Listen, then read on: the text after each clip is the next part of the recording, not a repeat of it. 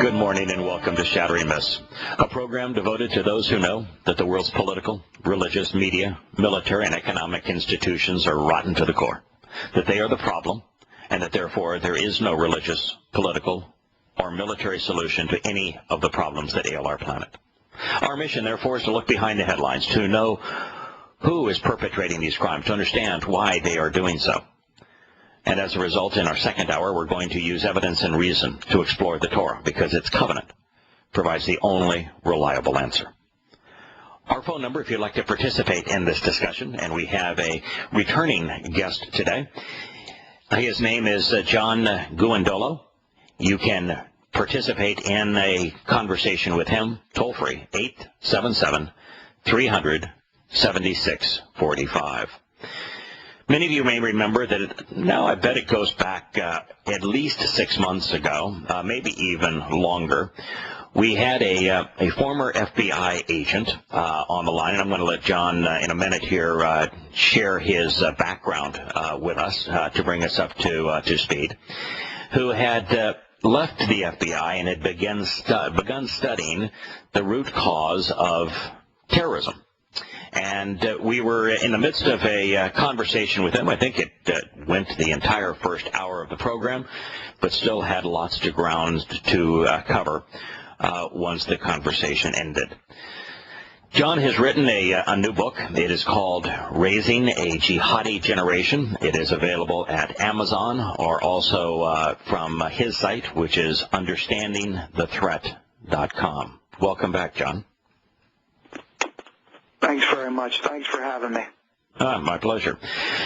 John, why don't you share a little bit of your background? You don't come at this position lightly. You've had a lot of experience in the field of both espionage and terrorism and working on the front lines of the judicial system. Okay. Well, I guess the moderately short. Okay. Bio of me would be, I'm a 1989 graduate of the Naval Academy. I served for about 6.5 years as an officer in the Marine Corps. As an infantry and reconnaissance officer, I served in combat. And in 1996, I resigned my commission, joined the FBI as a special agent, and spent about 12.5 years in the FBI. And while there, among the things I did, I was a counterterrorism agent. And because of a series of investigations and things I did, came to understand the Muslim Brotherhood movement here in the United States, and realizing that a lot of people in the Bureau were not aware of it, I created the first training program on the Muslim Brotherhood, Sharia, and jihadi organizations working to achieve the goal of spreading Sharia, imposing it. And in 2008, I actually was recruited by the Department of Defense out of the FBI to do strategic analysis of this threat, where I worked for a while, and then just a little over a year ago created my own private national security consulting firm, and I continue to brief and advise members of Congress and senior military and government officials, as well as elected officials at the local and state level, governors, attorney generals, and such like that. One of the great problems in America, John, I think probably even in the West, is this ritualistic knee-jerk tendency to say that we're at a war against either a tactic, terrorism, or at war against al-Qaeda, which is all but defunct as an organization around the world. You at least take the battle to the birthplace of al-Qaeda, which is the Muslim Brotherhood. But why not all the way to Islam? Well, you can. As a national security consultant, the reality of the situation on the ground is that if we crush the Muslim Brotherhood and the related parallel movements like Tablighi Jamaati Islami, you've taken away essentially their power base of the current Islamic movement. But to your point, it is a matter of fact, undisputed fact, by the way, that starting at the first grade level, Islam teaches in textbooks, in their doctrinal books, and at the national and international level, that Islam is a complete way of life governed by Islamic law. So social, cultural, military, political, and religious, all governed by Islamic law. Sharia, 100% of all published Islamic law states that the purpose of Islam is to wage jihad, which 100% of Islamic law only defines as warfare against non-Muslims, that the purpose of Islam is to wage jihad until the entire world is under the control of Sharia.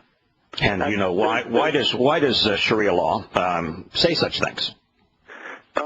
Well, Sharia mandates that Sharia be the only law of the land itself, and Islam requires it to be imposed because, according to Islam, the mandates in Sharia came from Allah through the revelations to Muhammad, which makes up what is in the Quran, and Muhammad himself, who's the perfect example of a Muslim, according to Islam, he repeated that jihad is an obligation until the entire world is under the power of Sharia, and he actually waged many battles against non-Muslims in order to impose Islamic law. Yeah, 75 of them. Actually, Islamic law didn't exist during the time of Muhammad. It is a Sharia law, while Muslims will tell you that it is based on the Quran. Probably 1% of Sharia law is actually based on the Quran. 99% of Sharia law is based upon the words and deeds of Muhammad, as they are comprised in what's called the Sunnah, and the Sunnah is comprised entirely of hadith. So to understand the basis of Islamic law, we have to look at the hadith, which are the oral reports from Muhammad and his companions, which are the only sources of information on him compiled within 250 years of his death. And in those documents, what you say is correct. In the range of 99.9% of what the hadith reports about the life and words, the deeds and words of Muhammad, they focus on what we would consider to be grotesquely immoral things. Jihad, mass murder, thievery, kidnap, the slave trade, all the kinds of things that we see Muslims doing today. One of the things that's interesting, of course, about the jihad and the Quran, John, I'm sure you know, is that in the 9th surah of the Quran, the Muslims are told that they have a license to lie, that you can form a treaty with a Muslim group, a Muslim nation, and the treaty is not binding on them. It's only binding on you. That's correct. Yeah, it's called the Treaty of Hudaybiyah. I think the reason this is important, that particular piece is when we work with leaders of the Muslim community in the United States, we are working with exclusively leaders of the Muslim Brotherhood. And when we know, as a matter of fact, that they state that Sharia is what they seek to impose and it's also their blueprint for how they operate, then we know that they are in fact obliged to lie to us if it furthers their cause. And of course, it does. And that creates a pretty strong dichotomy of who we think we're believing and who we think we're getting good information from. And as we actually talked about the last time I was on the show, is that our domestic counterterrorism policy, as well as our international, our foreign policy, is being guided by these Islamic advisors to the President, to the National Security Staff's Department of Homeland Security, who do not have our best interests in mind. And so, as we've talked about before, while there are people, individuals, who self-identify themselves as being Muslim, who do not necessarily subscribe to Sharia, that's not, as a national security consultant, that's not my business. That's fine if they do or don't. I'm not here to judge them. What is an actual threat are individuals who are leaders of organizations with substantial influence, who openly seek to overthrow our constitutional republic and impose Sharia. And whether we as citizens or individuals in leadership think that it's possible or not, and I would argue it's very possible based on the status of where their movement is. The bottom line is that's still a threat that has to be addressed. Not only are we not, our leadership in the national security apparatus, not addressing it, we are actually continuing to assist these individuals, give them access not only to our data systems inside our national security agencies, but give them influence and a say as to what this government does with regards to these threats. And that's not reasonable. Yeah. That's not a sane response. Yeah, see, I don't think the problem, though, is an improper designation of the Muslim Brotherhood as a terrorist organization, but the unwillingness of America's leadership. And I don't care where you look, whether it's political leadership, academic leadership, or the spokespeople in the media, or even in the military. There's an absolute unwillingness, because it's typically a career-ending move, to identify terrorism with Islam. And so, because the Muslim Brotherhood is clearly an Islamic organization, they don't want to make the connection between Islam and terrorism, so they don't make the connection between the Muslim Brotherhood and terrorism. You are absolutely correct. And the fact of the matter is, I could, spend an entire hour or 10 just relating to you stories in the last 10 years of my experiences of briefing 3-star, 4-star generals and admirals, members of Congress, former directors of FBI, CIA, senior officials inside the government who not only do not know this, when the facts are laid on the table and you say, here's what Islamic law says. Here are 20 books of Islamic law published from the 10th century, 12th century, all the way to today, published in English, and here's what they say. And oh, by the way, you'll notice they all say the exact same thing. And you have the Muslim Brotherhood stating that in a or several particular books of Islamic law, they say these are good, these are authoritative, and they say exactly what you and I are talking about right now. You have an easily identifiable factual threat that is saying this is what it is. This is what Islamic law says, and there's no such thing as an Islam that does not mandate Sharia to be imposed on the whole world, and there is no such thing as an Islamic law that does not define jihad as warfare against non-Muslims.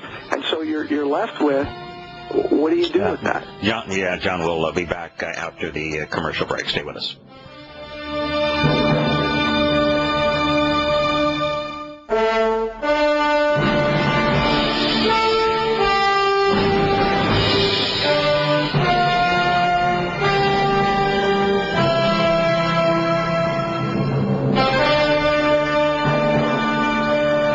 Welcome back to Shattering Myths. We're having a conversation with John Guandolo. John has written a book called Raising a Jihadi Generation. It is available at Amazon.com or at UnderstandingTheThreat.com.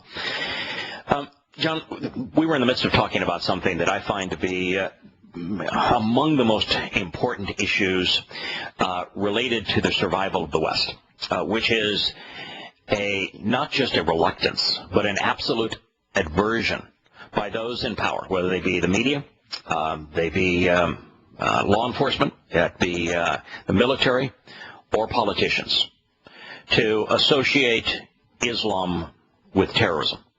And therefore, when you talk to them, you said that you could share stories about how they respond so negatively if your presentation accurately presents the facts, irrefutable facts, that Islam is the enemy, not a tactic. I will start with this little vignette or story for your audience. Sure.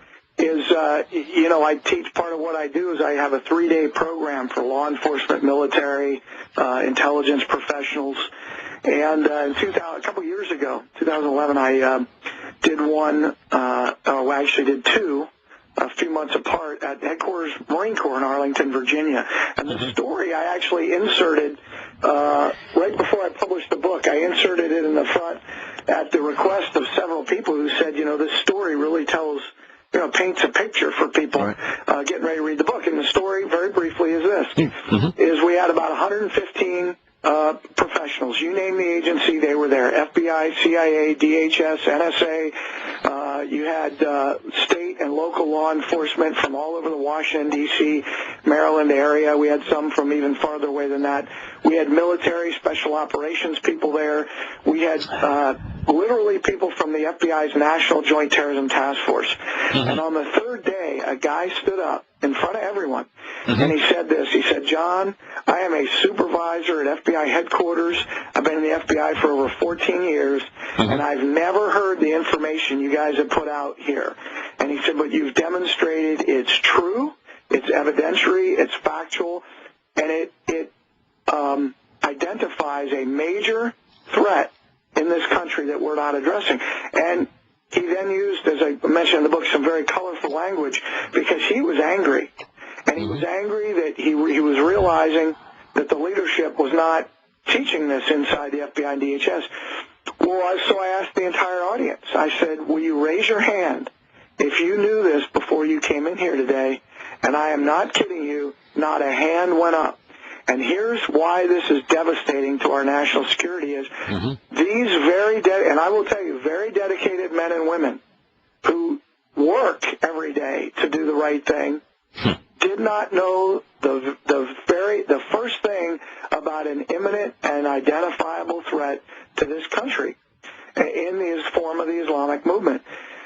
And what I find is the people at the ground over the last several years are coming to understand the threat, while the leadership, political, certainly military, civilian agencies, they're not only, as you said, they're not just ignorant, they are willfully keeping this information from their people. When I was an FBI agent, after I did the very first 2-week program inside the government, which was a resounding success. We had U.S. Attorney's Office there. We had the Department of Justice, the number 2 guy for counterterrorism at DOJ there. We had all these same different agencies, 50 people for 2 weeks. And when I got back, one of the things a very senior person in the Bureau did, we had a little friction because he was not real happy about me pointing out the enemy. And he said, "Look, you're right. Is that what you want to hear? You're right." And he said, "Now shut up." And he inserted an explicative into that statement. And he told me to shut up. And I just said, this isn't about me being right. This is about us swearing an oath to the Constitution to protect and defend it. And what you're telling me is I'm right, but I need to shut my mouth. There's no way that's going to happen. There's no way. And then, of course, that created a lot of friction for me inside the Bureau. But that's where we are today. So you're hitting the nail right on the head. Yeah, it is the great tragedy in America that not only is the truth not discussed, the truth is the enemy. That's right. The government of this country, its politicians, and those in law enforcement, as well as those in the U.S. military, as well as those in the media, have deemed the truth to be their most formidable enemy. And anyone who speaks it is either told to shut up or they are publicly crucified. John, I hope you stay with us. We'll have a long segment after this commercial break, and we'll continue to nail more nails in this coffin so that people are aware that their government is lying to them.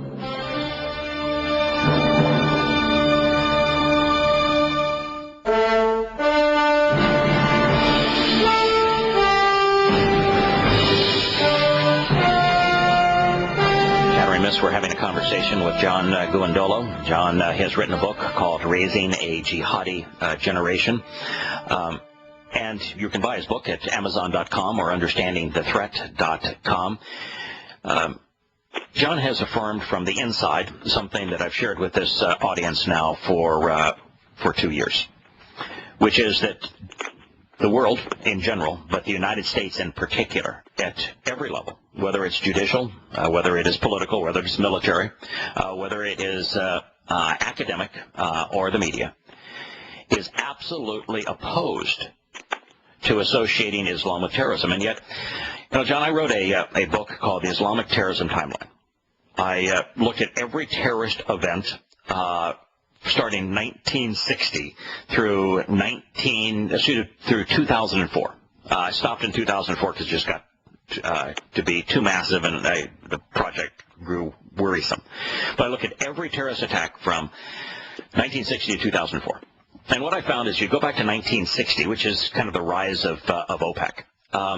At that time, about a quarter of terrorist attacks in the world were Islamic in origin.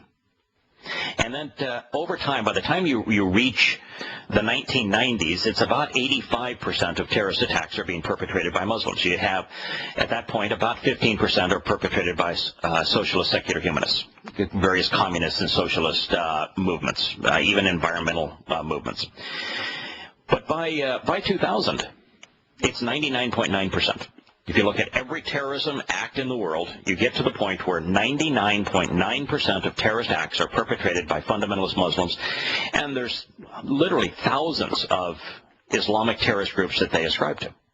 The only common denominator is Islam. And so with that kind of evidence, how in the world do you prevail in an alleged war against a tactic if you haven't got a clue who is using that tactic 99.9% of the time? Well, first of all, thank you that's a great lead-in, and it's also, I appreciate your research very much, and I will say it's accurate. From all the research I've done, I concur with your conclusion. Now, the question is, and again, if we recall, that the objective of the Islamic movement is to impose Islamic law on the world, Sharia, and that it's their blueprint for how they do things. What I have demonstrated inside the intelligence apparatus of the United States is that you can do predictive analysis. And what I mean by that is you will know what they're going to do before they do it, because Sharia requires them to tell you. Mm-hmm. Now, that may sound absurd to your listeners, like, why would they do that? Because it's a requirement of Sharia. That's why, and that's all you need to know. Why is that important? Well, first of all, let me step back, because you mentioned OPEC. Islamic law only requires them and obliges the Islamic movement or the community to wage jihad when they have the strength and ability to do so. Correct. To wage jihad when you are weak is actually not jihad. Correct. Because you're going to lose, and to lose a jihad is not jihad. That's a criminal act. Right. Can I interrupt you just 1 second here, because yes, I'm going to support something that you're saying and help our listeners have a chronology here.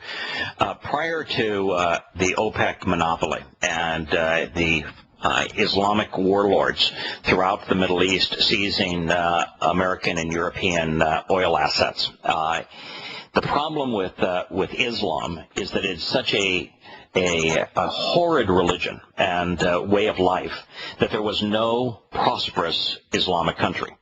And so they had no means to export jihad. But with OPEC, they became fabulously wealthy, particularly the Sauds. And the Sauds, more than any other group, began to build mosques and to export and to fund Islamic jihad worldwide. And with money, with wealth, they were now in a position where they could buy advanced weaponry and where they could fund jihadi operations. And so that's the reason why OPEC was mentioned in the 1960s. It's what's changed the equation as it relates to Islamic terrorism. That's right, and we have numerous, and I mean a mountain of evidence, everything from congressional testimony to investigations, regarding individual leaders in Saudi Arabia and the Saudi government, and intelligence reports of how much, not only money, but assistance the Saudis give to jihadis so long as they operate outside the kingdom. So inside the kingdom, the Saudis are always glad to give the United States a hand, and we look at that and see, they're assisting us. And this is a big thing, because you have to understand Islamic law, exactly as you just said, requires them only to wage jihad when they have the strength and ability to do so. To take actions that would bring harm onto the Muslim community, like trying to wage jihad when you're weak, is actually a capital crime under Sharia, and Muslims will be put to death for that. It's one of the few things that, against Muslims where they're going to be put to death for that. So let's step back into the predictive analysis side of this. The group I was with prior to forming my own consulting firm was called the Strategic Engagement Group, and we were just two of us, and then we brought a third gentleman on board while I was working very closely with the Department of Defense and others inside the government after I left the Bureau. And in November of 2010, we briefed members of Congress that within the next, 60 to 90 days, there would be a massive revolution in the Middle East, would start in Egypt, would proceed across the broader Middle East and the Arab world. It would get to Syria, and the Syrian government would not be overthrown. We explained why. And, of course, as you know, in January 2011, that's exactly what happened. And technically it started a few days earlier in Tunisia, but Egypt was the big one, and then it spread across the Middle East, even into threatening Saudi Arabia, which we predicted. But because the Sauds put out literally billions of dollars to Muslim Brotherhood leaders across the kingdom, and also put troops in cities where they thought the riots would begin, it was quelled. But the Brotherhood had called for a day of rage in Saudi Arabia. And why do I bring this up? Well, I bring this up because, number one, in a couple months after this revolution, actually it was February, the Director of Central Intelligence, Leon Panetta, testified that they had no knowledge, no visibility, were his words, of the revolution, and yet we briefed it to members of Congress 2 months earlier. And I want to say it's not, and we were the only ones in the country that did that, by the way. The question is, how is that possible? Well, it's very possible if you actually read what they say, listen to what they say, and take them at their word. As I mentioned, Islamic law requires them to tell you what they're going to do. It's it's the way it is. Yeah. And when you understand it, then you can actually do predictive analysis, and we could actually defeat them if we actually listen to what they were saying. Yeah, it's kind of interesting. When they're talking to the West, they're lying most of the time. When they're talking to one another, while they're not telling the truth, they're at least accurately conveying what they intend and what they believe. Now, the difficulty here is that Islam is a lie from top to bottom. Islam is there's nothing in Islam that is true. So when they're conveying Islam to one another, they're lying to one another, but they're accurately conveying what they believe. What my issue has always been, that if you want to defeat Islamic terrorism, what you need to do is to read the Quran and Hadith. And that once you read the Quran and Hadith, that is their playbook. That is their constitution. It tells you exactly what they're going to do, why they're going to do it, when they're going to do it, what means they'll use to do it. Predicting what's going to happen amongst Muslims is extraordinarily easy.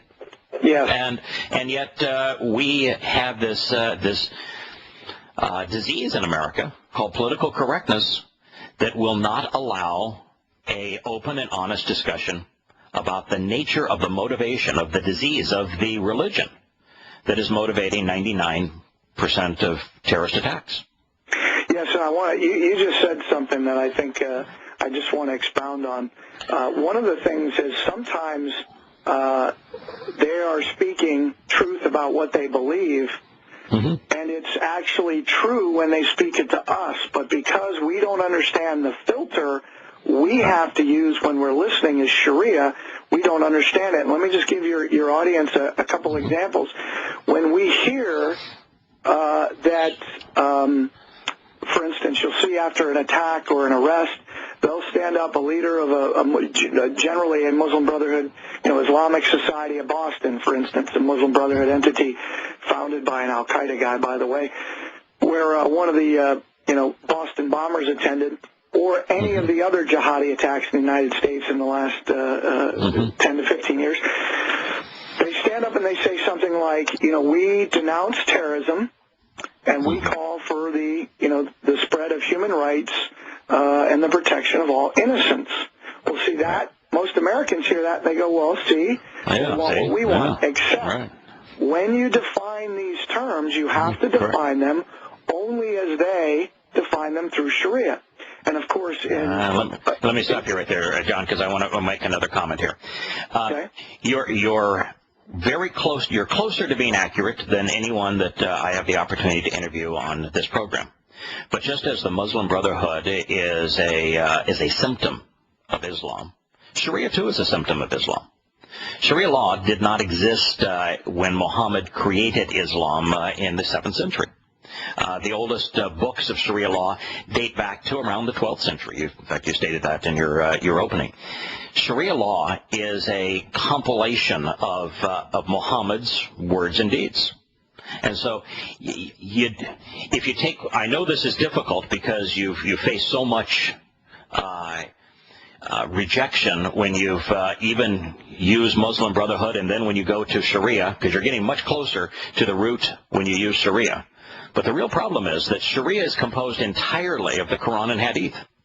Everything you're saying here is based upon what the Quran and Hadith say, and you go right to the root cause, right back to Muhammad, and that Muhammad, it is impossible to be a Muslim according to the Quran and Hadith and not be a jihadist. That's what Islam itself and the Quran and Hadith teaches. Okay, I don't disagree with that. That's true. But that's what Sharia is. It comes from the Quran and the Hadith. So you and I are not disagreeing. I just, when we talk about this, and especially when I talk about it with individuals that have no knowledge of the threat and no knowledge or very little knowledge of Islam. In the West, we have a very hard time believing that anyone could follow or want to follow a doctrine like what you're describing. Right. So I do believe. So you define it in legal terms as opposed to religious terms because it makes it easier for Americans to understand that there are doctrines that say you're rewarded in paradise if you're a mass murderer. We'll be back in a minute.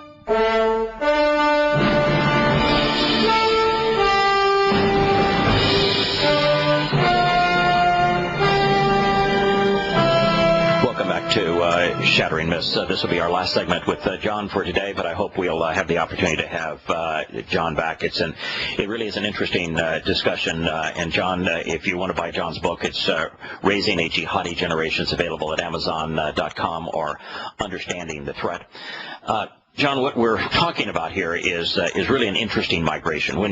When you were part of the team, you discovered that the team itself, particularly the higher level, wasn't willing to tell the truth. A lot of good people at the lower level, but they were not getting the truth. And so as you began your study as to what really is the root cause of this terrorism that we claim to be fighting a war on, you found, well, if you go back, it isn't really al-Qaeda. Al-Qaeda is kind of a meaningless organization, especially today. And you went to the Muslim Brotherhood, which is the wellspring from which al-Qaeda came. In fact, Nizam, the founder of al-Qaeda, was a member of the Muslim Brotherhood. He's an Egyptian. Actually, he's a so-called Palestinian. And then your research took you one step beyond that, which is that the Muslim Brotherhood is based upon the Sharia law and the imposition of Sharia law. And, of course, I think in fact, you've stated that Sharia law is based entirely on the Quran and Hadith and, therefore, on Islam.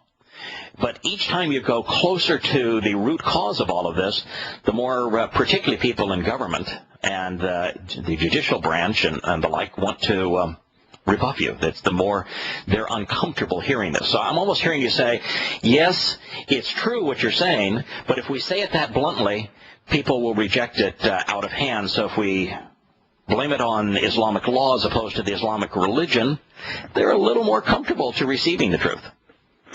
Right, and I think the question is, what's our goal? And I won't ask you that. For me, I know. What is my goal? My goal is to uphold the oath I took to the Constitution. And if in the way I communicate the threat, people shut down right away, understanding that some people will never get it. They don't want to get it. They're not capable of getting it for a whole host of reasons. They just can't believe people are bad. They're not smart enough. They're actually bad people themselves. I mean, there are a whole host of reasons. But what I find mostly is that good, well-intentioned people just have a hard time believing, number one, that it's true because they've grown up hearing the exact opposite. Many of them know Muslims, and they're like, but They wouldn't do that. And so they have a hard time wrapping their brains around it. And the other reason is, I think, because people have a hard time believing that there's such a concerted effort and that we're this far down the road. I mean, I have had, senior people literally in tears, cops and generals, and like, how did we get here? That the Muslim Brotherhood has this level of control inside our country and this kind of an infrastructure. So I think there are a lot of reasons. My goal is to share the truth. I get it. I understand the Hadith, and I teach this. And when I teach it to law enforcement, military personnel, we do get there, and we go right to the source documents. But we walk them down into it, and we begin with evidence in legal cases. And then we say, well, let's look at what the guy, Faisal Shahzad, the Times Square bomber, or the 9/11 hijackers, or the Boston bombers, or the jihadi, the Virginia 5 guys, or the Little Rock shooter, or et cetera, et cetera, et cetera. What do all of them say? What did Ayman Zawahiri, what does he say? What did Zarqawi say? What do all these guys say? They say we are Muslims waging jihad in the cause of Allah, meaning waging jihad in the cause of Allah in order to impose Islamic law.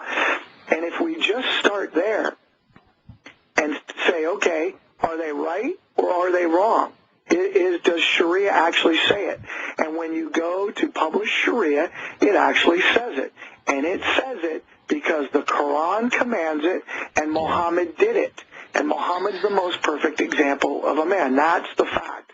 And there's no getting around it. But as you've mentioned today, facts in a very relativistic world, politically correct, you can call it whatever you want, in a world that has a hard time believing there's black and white, this discussion, a very tough discussion about a very serious threat, becomes even more convoluted when we say that somehow the legal and political system of Islam is really no worse or better than communism or a constitutional republic. And who are we to judge? Well, then you've really led yourself down a road where we can't win, because then if that's true, why is this republic? We go and squander $4 trillion and thousands of our sons and daughters' blood, making bad situations worse in Afghanistan and Iraq. We engage on the wrong side in Syria and Libya, in Tunisia and Egypt, because we don't understand the root cause of the problem. And so long as we're lashing out at a religion with bullets and bombs and fighting a symptom, which is a tactic, we will continue to lose this war. Thank you, John. I hope to have you back another day. Thanks. I would appreciate it.